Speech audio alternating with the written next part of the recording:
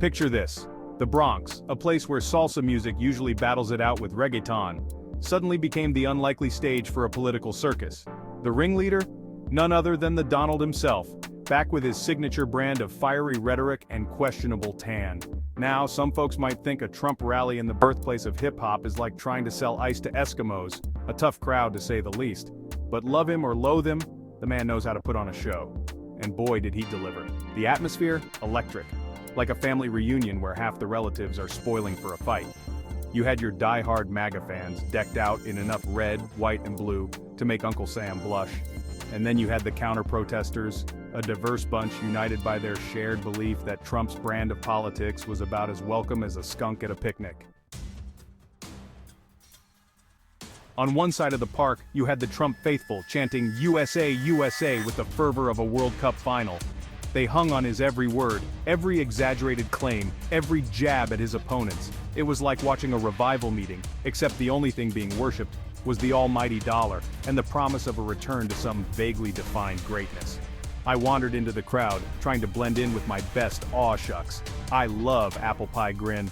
One gentleman, sporting a Trump 2024 hat and a goatee that could house a family of sparrows, told me, "Trump tells it like it is. He's not afraid to fight for the little guy." Meanwhile, just across the way, the counter-protest was in full swing.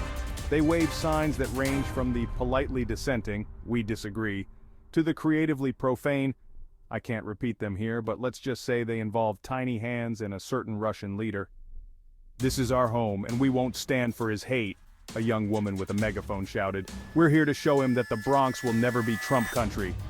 The crowd roared its approval, a cacophony of boos and chants that momentarily drowned out the strains of God Bless America wafting over from the Trump rally.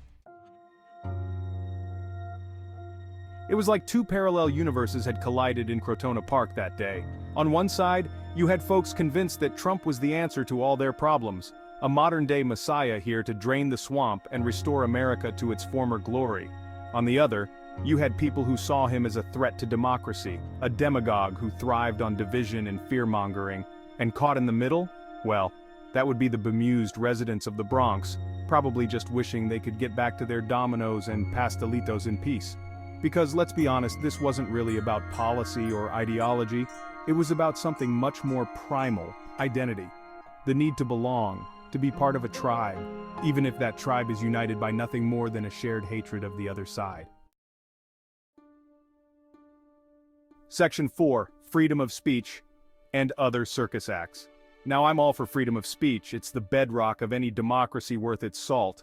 But there's a difference between expressing your opinion and, shall we say, engaging in a verbal food fight. And let me tell you folks, this rally had all the nutritional value of a bag of Cheetos.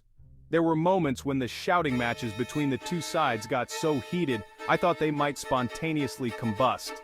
It was like watching a reality TV show, except the stakes were somehow even lower. But hey, at least it was entertaining, right?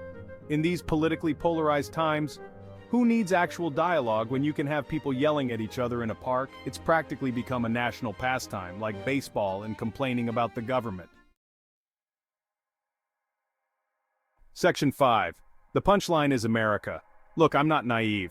I know America is a country divided. We've got red states and blue states, Fox News and MSNBC, people who think pineapple belongs on pizza and those who are clearly wrong.